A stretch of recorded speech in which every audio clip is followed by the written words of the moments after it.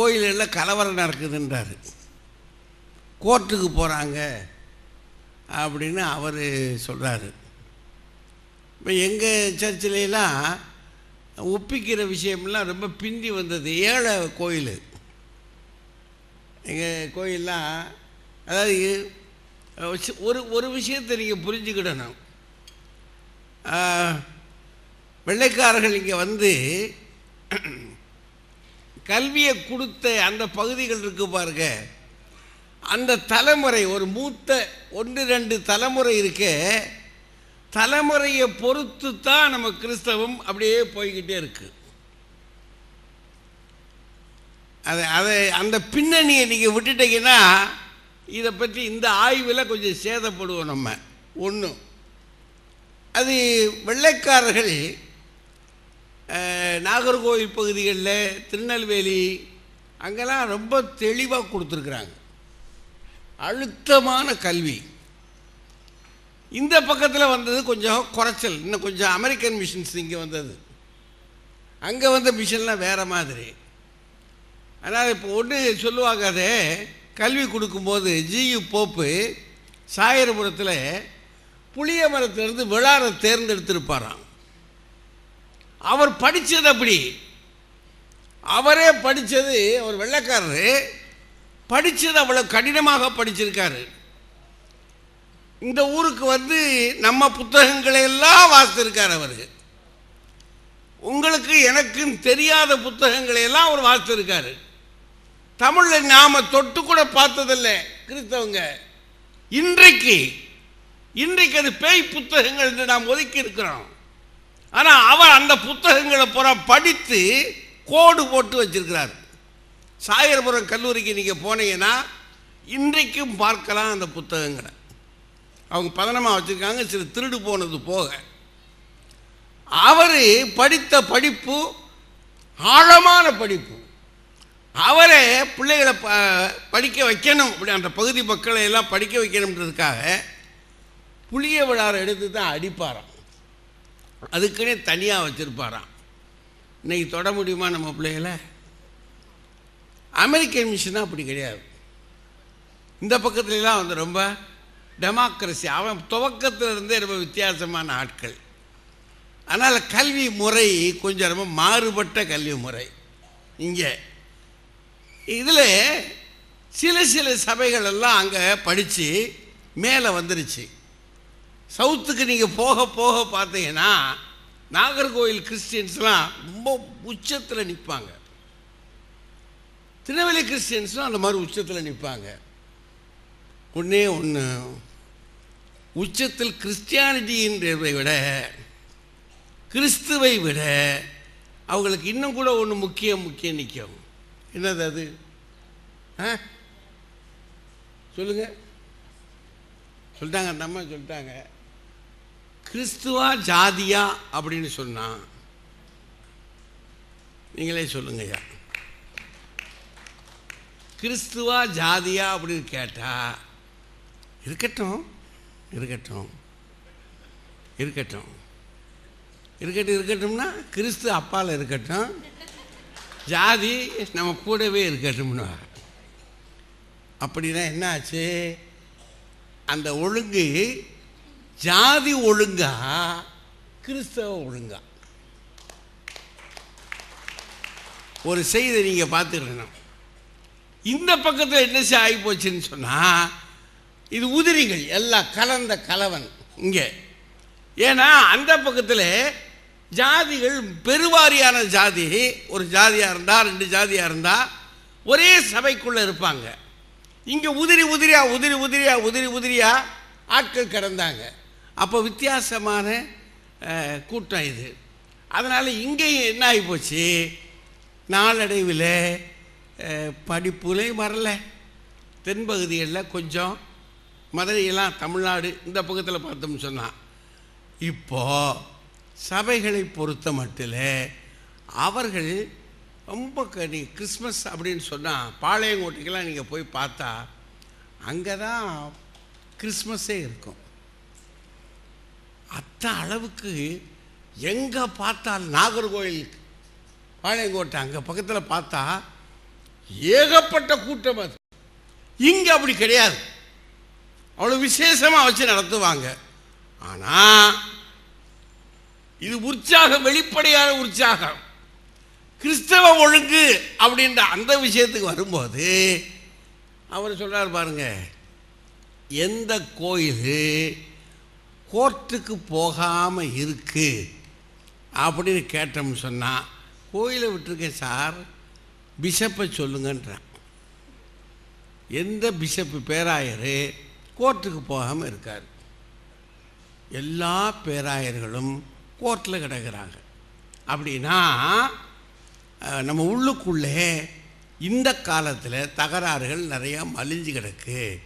அதுக்கு காரணம் என்ன அப்படின்னா, நாம் எங்கே இருந்து இதை வாங்கிக்கிட்டோம்னா எந்த ஒழுங்கில் நம்ம நிற்கிறோம் அப்படின்றத ஒன்று கிறிஸ்தவ ஒழுங்குக்குள்ளே வரணும். ஏன்னா நீங்கள் யூதன் என்றும் கிரேக்கன் என்றும் அடிமை என்றும் சுயாதீனன் என்றும் ஆண் என்றும் பெண் என்றும் இல்லை அப்படின்ற அந்த இடத்துக்காவது வரணும். அது பொலிப்பிட்லேயே நம்ம பேசுறதில்லை, எங்கனையும் பேசுறதில்லை அதை. ஆனால் எங்கே வச்சுக்கிட்டோம் நம்ம?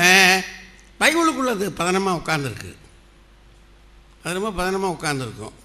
அது பேசுகிறது நம்ம இன்றைக்கு தமிழில் மதுரைக்குள்ளெல்லாம் நீங்கள் சொல்லுங்கள், கோயிலில் சொல்லுங்கள், ஒரு ஜாதியை சொல்கிறோம்ன்றான். அப்படின்னா அந்த பிள்ளைகள் வளர்கிற வளர்ச்சி கிறிஸ்தவ ஒழுங்கின்படி என்பதை விட ஜாதிய ஒழுங்கின்படி என்பது ஒரு அடிப்படை. இதை நீங்கள் நல்லா விசாரித்து பாருங்கள், கொஞ்சம் விசாலமாக சிந்தித்து யோசித்து பாருங்கள், தெரியும். ஒன்று.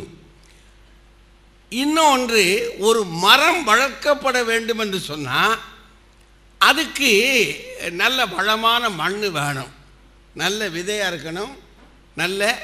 நல்ல விதை என்பது நல்ல தாய் தகப்பனாக இருக்கணும். முதல்ல அவங்க நல்லவர்களாக இருக்கணும்.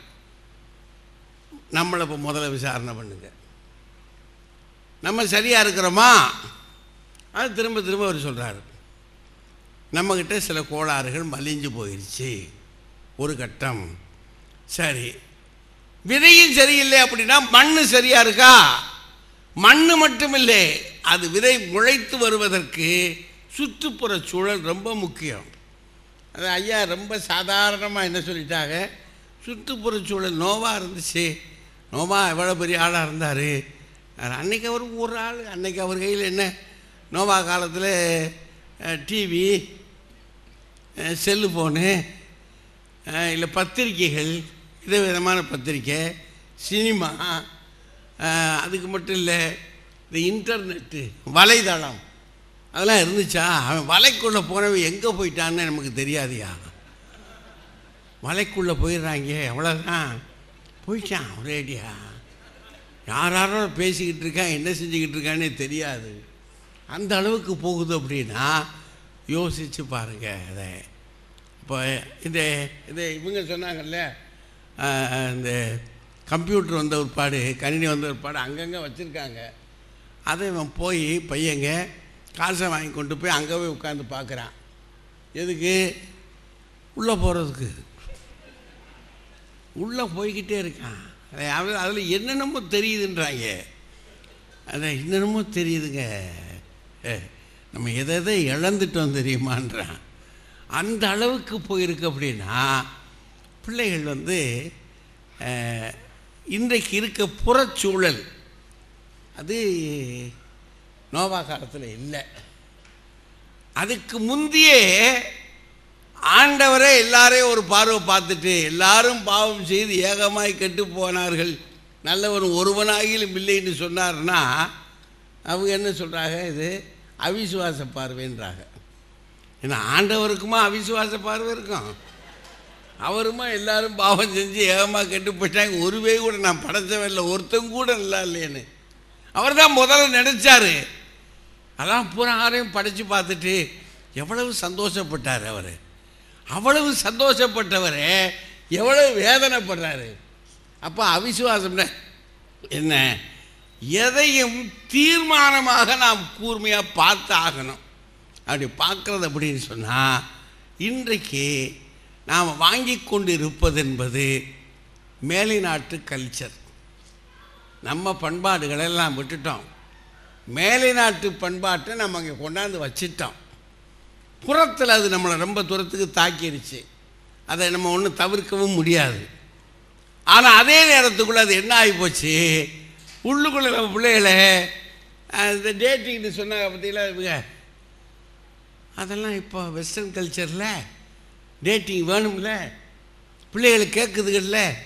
நான் எந்த காலத்துலங்க மாப்பிள்ளை பொண்ணை பார்த்து பேசணும், நானும் அவளும் கொஞ்ச நேரம் பேசணும் அப்படின்னு கேட்டார். என்னைக்கு கேட்டார்? கேட்குறது வழக்கமா? பைபிள் படி வழக்கம் இருக்காங்க? பைபிள் அது ஏதாவது இருக்காங்க? ஒன்றும் கிடையாது. ஆனால் இப்போ கேட்குறான், நான் பார்க்கணும், பேசி பார்க்கணும் அப்படின்றான். அப்புறம் இன்னும் சில பேர் நாங்கள் 2 பேரும் வெளியில் போகணும், அவுட்டிங் போகணுன்றான். எதுக்குப்பாண்ணா? அது எதுக்கும் போவோம் அப்படின்றான். அப்புறம் கல்யாணம் ஒரு 2-3 மாதம் தள்ளி போட்டுக்கிடுவோம்ன்றான். அப்புறம் 2-3 வருஷம் தள்ளி போட்டுவோம்ன்றான். இப்போ திருமணமே வேண்டாம்ன்றான். இப்போ மேலை நாடுகளில் திருமணமே வேண்டாம், அந்த கட்டத்துக்கு போயிட்டாங்க. அதுதான் இப்போ எங்கேயும் வந்துக்கிட்டு இருக்கா, நம்ம ஊருக்குள்ளேயும் மெல்ல அது வந்துக்கிட்டு இருக்கிறான் அந்த கல்ச்சர். நாம் மேலை நாடு என்றே சொல்லி நம்மை ஏமாற்றி கொண்டு இருக்கிறோம்.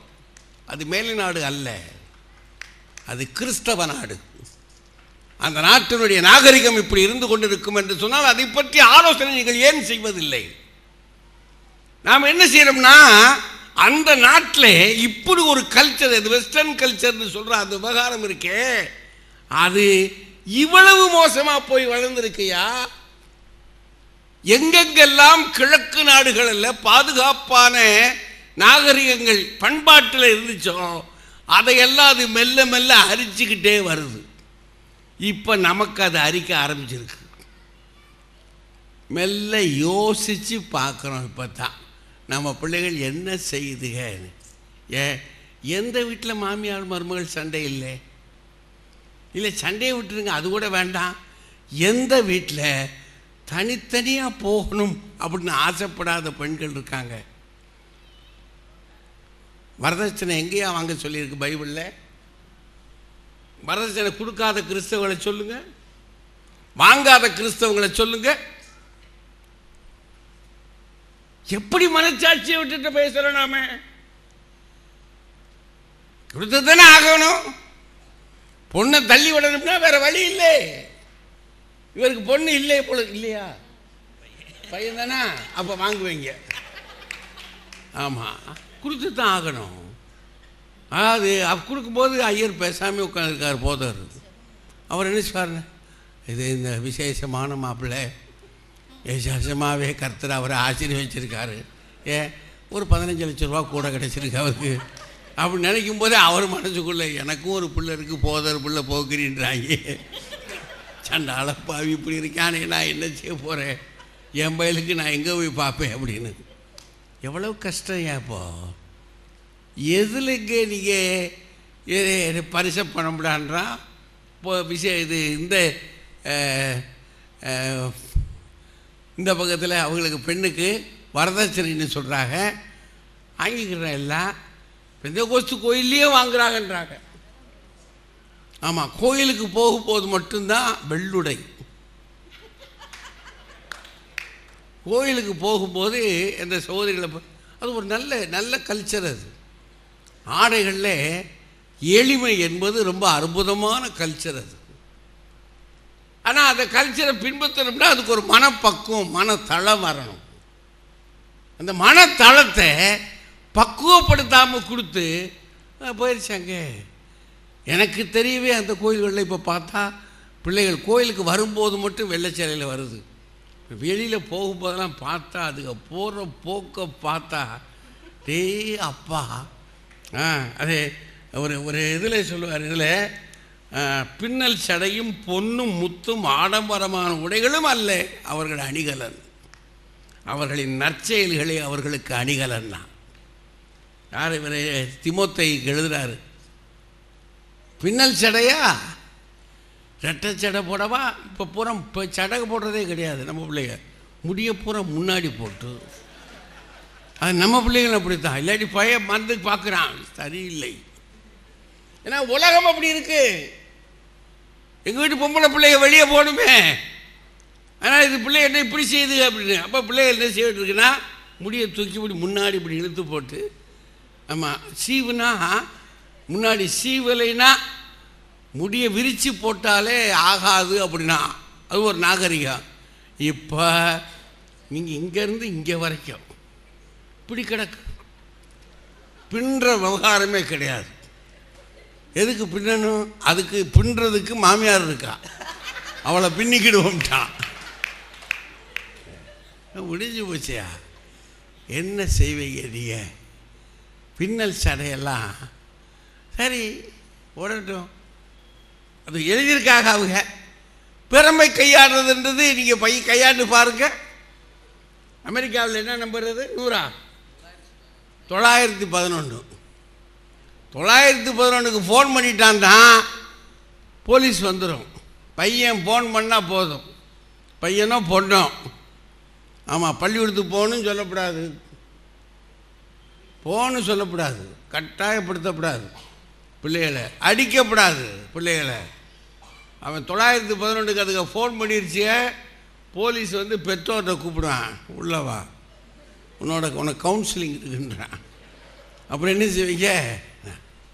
18 வயசு ஆயிடுச்சா, ஆணையும் பொண்ணையும் அவுத்து விட்டுறாங்க,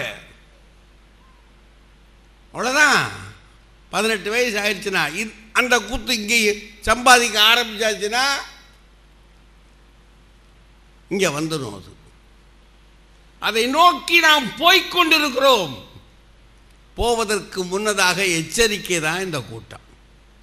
அதை நோக்கி நாம் போய்கொண்டிருக்கிறோம். மெல்ல மெல்ல மெல்ல மெல்ல நம்ம மக்கள் நழுவி நழுவி நழுவி, அதாவது காணலை நீரென்று நம்பி ஓடுகிற மானை போல தொலைதூரத்தை வீணாக நம்பி, நம்ம கையில் இங்கே நல்லா தான் இருக்கோம். நம்ம ஏதோ நமக்கு வந்து கல்வி கொடுத்துட்டாங்க பெரியவங்க, நல்ல சமயம், நல்ல வேதம் இருக்குது, நல்ல ஒழுக்கம் இருக்குது, சொன்னால் போதும், அதை கேட்குறோம், பார்க்குறோம், படிக்கிறோம், அவ்வளோ முடிஞ்சு போச்சே. பின்பற்ற வேண்டியதானே? இல்லை, நாம் முன்மாதிரிகள் சரியில்லை, நம்முடைய பழக்க வழக்கங்களும் சரியில்லை.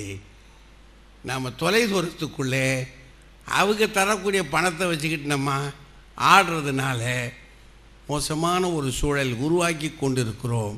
அதனால் பெரியோர்களே, விரிவு விசாரணை பண்ணி பார்த்தா இவ்வளவு தூரம் நம்ம செஞ்சதுக்கு நம்ம பிள்ளைகள் எவ்வளவோ வளர்ந்திருக்க வேண்டும். அதனால் ஐயா வளர்ந்ததை பற்றி இப்போ பேச்சு இல்லை. ஏன்னா அவங்க ஐயா அவர் ஒரு இதை ஹைஸ்கூல் ஆசிரியர், கல்லூரி ஆசிரியர். அப்பாவா ஸ்கூல் ஆசிரியர், அவங்க அப்பா வந்து ஸ்கூல் ஆசிரியர், இவர் கல்லூரி ஆசிரியர். இவர் பையன் என்ன ஆயிடுவான்? சயின்டிஸ்டாக போயிடுவான். அப்போ தலைமுறை பறந்து போய்கிட்டு இருக்கு. அதனால் நாம் நம்ம தாய் தகப்ப நமக்கு கொடுத்ததெல்லாம் குறைச்சல். அவங்க நிலைமை பரிதாபம், கட்டுப்பட்டு இருந்தாங்க. ஒரு காலத்து எனக்கே தெரியும், அமெரிக்கன் கல்லூரியில் அந்த கல்லூரி தொடங்கிறதுக்கு முன்னதாக கிறிஸ்தவ ஆசிரியர்கள் கூடணும். எதுக்கு? தயாராகணும். அந்த வருஷம் போகிறதுக்கு முன்னாடி ஜெபத்திலையும் மற்றதிலையும் தயாரித்து தனித்து இருப்பதற்காக ஒரு நாள் ரெட்ரீட்டு அதை கொடைக்கானலில் போடுவாங்க. ஆசிரியர்கள் பயந்து பயந்து ஓடி வருவாங்க, ஊழியர்கள் தயந்து பயந்து ஓடி வருவாங்க. காரணம் என்ன? அப்போது வெள்ளைக்காரர்கள் கூட இருந்தாங்க, அரசு கட்டுப்பாடு இருந்தது, டயசிஸ் கட்டுப்பாடு இருந்தது, கல்லூரி கட்டுப்பாடு இருந்தது. இப்போ மீட்டிங் போட்டால் ஒரு ஆள் வராது. நீங்கள் ஆசிரியர்கள் போட்டு பாருங்கள், இருக்கட்டுங்க, அதான் கோயில் நடத்துகிறாங்கல்ல, ரெட்ரீட் நடத்துகிறீங்களா, டேட் நீங்களாம் இஷ்டத்துக்கு ஃபிக்ஸ் பண்ணால் சொல்லியிருக்க வேண்டாம், போச்சு. ஏன் யாரும் கேட்க முடியாதுயா.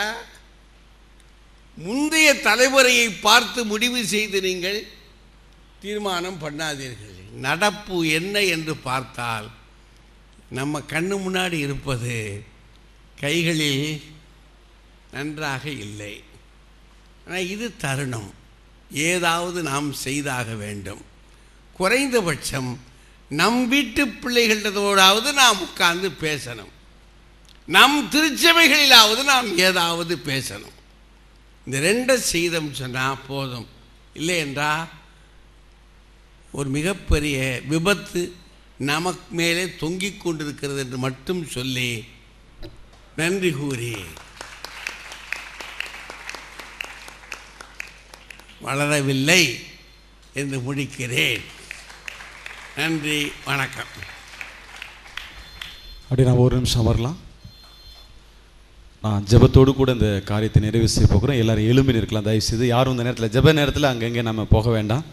நம்முடைய பிள்ளைகளுக்காகவும் நம்முடைய குடும்பத்திற்காகவும் ஆசீர்வாதத்திற்காகவும் தேவனுடைய மனிதர் அன்பான சகோதரர் அவர்கள் ஜெபம் செய்து இந்த நிகழ்ச்சியை முடிக்கப் போகிறோம். அவன் நம்முடைய பிள்ளைகளை வார்த்தைகளை கேட்டோம், அதன்படி வளர்ப்பதற்கு நாம் ஜெபிக்க போகிறோம். அன்பு சகோதரர்கள் ஜெபிக்கும் போது அவரோடு சேர்ந்து ஜெபிப்போம். கர்த்தர் நம்மை ஆசீர்வதிப்பாராக. நாம் ஆராதிக்கிற தேவன் உயிரோடு இருக்கிறார். அவர் நமக்கெல்லாம் ஒரு மிக தலை சிறந்த ஒரு கடமையை அவர் கொடுத்து சென்றிருக்கிறார். நீங்கள் உலகத்திற்கு ஒளியாயிருங்கள் என்று சொல்லி. ஆகவே இந்த பரந்த உலகத்தில் கிறிஸ்தவ குடும்பம், கிறிஸ்தவ சபை, கிறிஸ்தவ சமுதாயம், கிறிஸ்தவ போதகமார் எல்லாருமாய் ஒளியாய் பிரகாசிக்க வேண்டிய ஒரு நேரம் இப்பொழுது வந்திருக்கிறது. வளர்கிறார்கள், அது உண்மைதான். வளர வேண்டியது மேலான ஒரு காரியமாக இருக்கிறது. சிரழிந்து போன இந்த சமுதாயத்தில் நாம் வளர்க்க வேண்டிய முறை மிக அவசியமாக இருக்கிறது.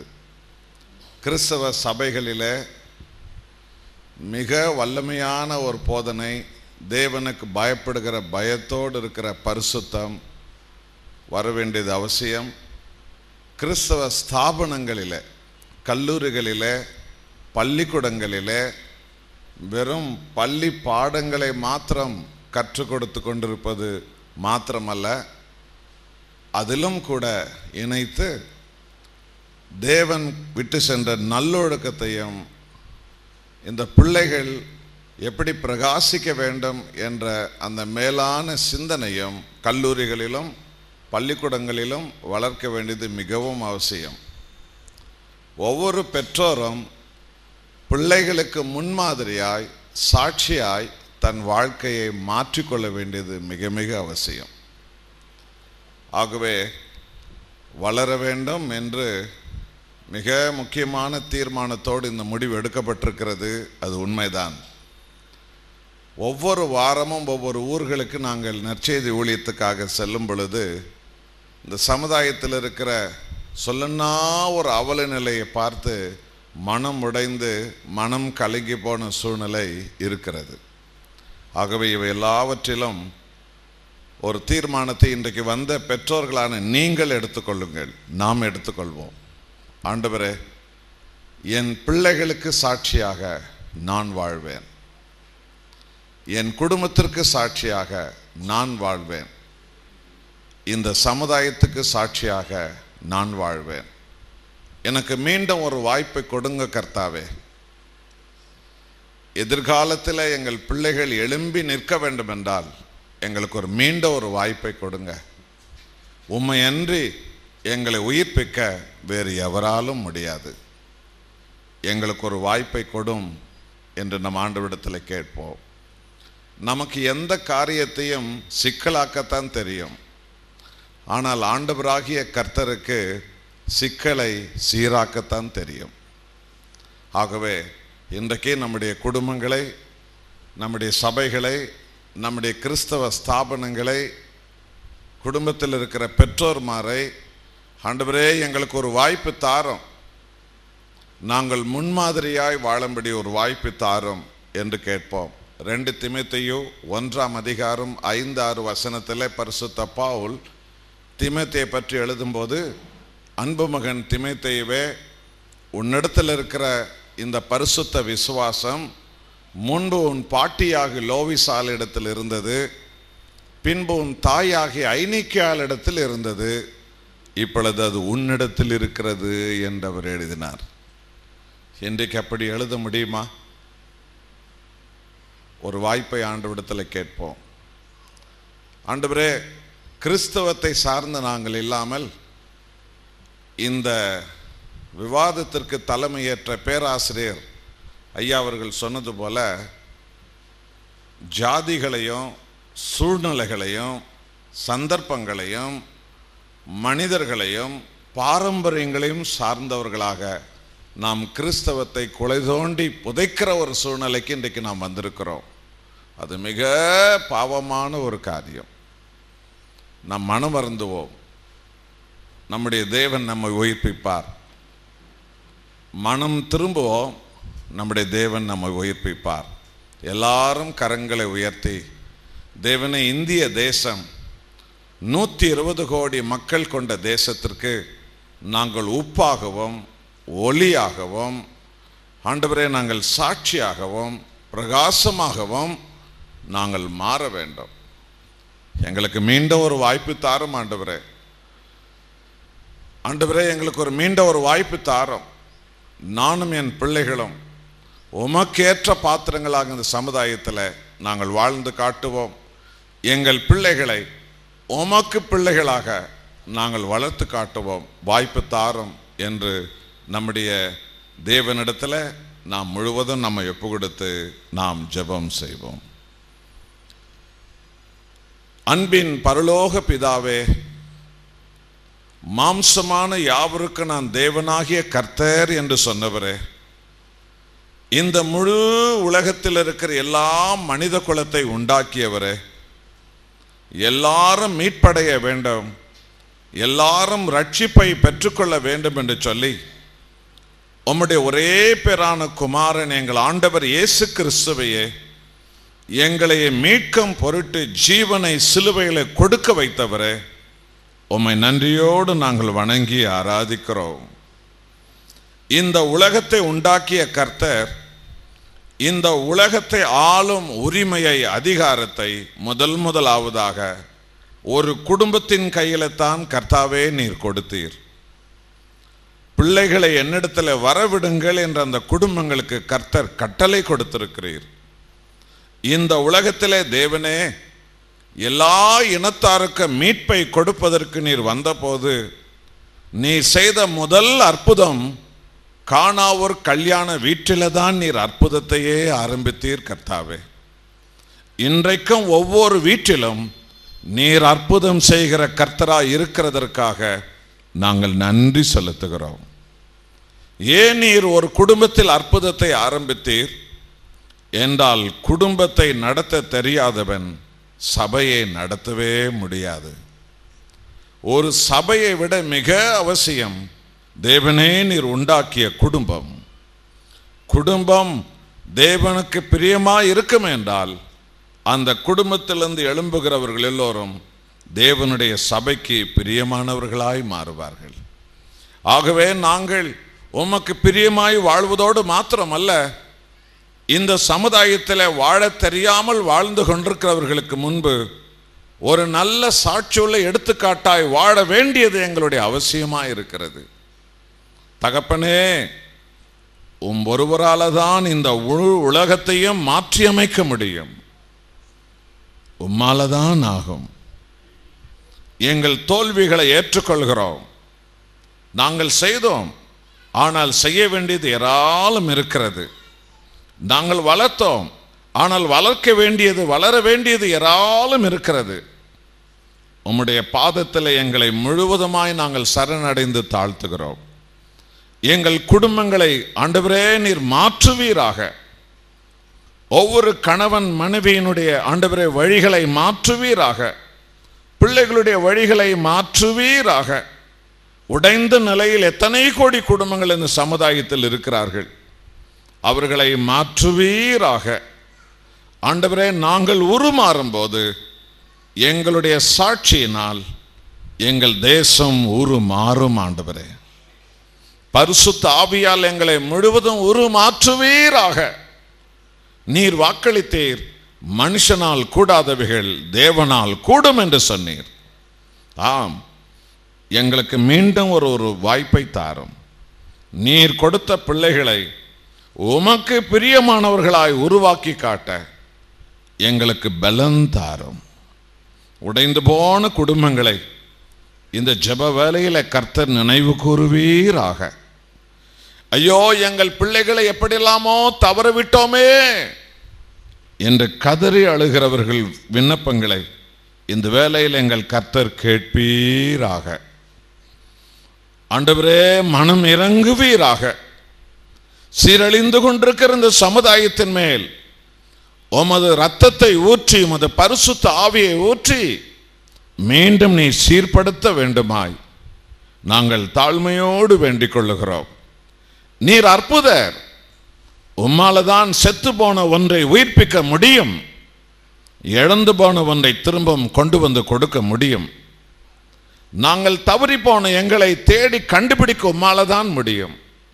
தேவனே, மனமிறங்கி கிறிஸ்தவ சபைகளை, கிறிஸ்தவ போதகமார்களை, கிறிஸ்தவ கணவன் மனைவிமார்களை, கிறிஸ்தவ குடும்பங்களை, ஆண்டவரே, எங்களை சுற்றிலும் இருக்கிற சமுதாயத்தில் இருக்கிற அத்தனை சகோதர சகோதரிகளையும் ஆசீர்வதிப்பீராக.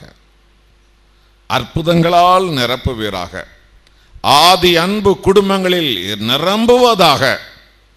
உம்முடைய மகிமையான வாக்குத்தத்தங்கள் குடும்பங்களில் நிரம்புவதாக. பிள்ளைகளும் பெற்றோரும் தேவனே உமக்குள் ஐக்கியப்படுவார்களாக. பரலோகத்தின் மகிமையான சந்தோஷத்தை இந்த பூமியில் வாழும் காலம் மட்டும் உம்முடைய ஜனங்கள் காண்பார்களாக. அருள் புரிந்த ஆசீர்வதியும். மகிமை, துதி, புகழ், ஆராதனை எல்லாம் உமக்கே தருகிறோம்.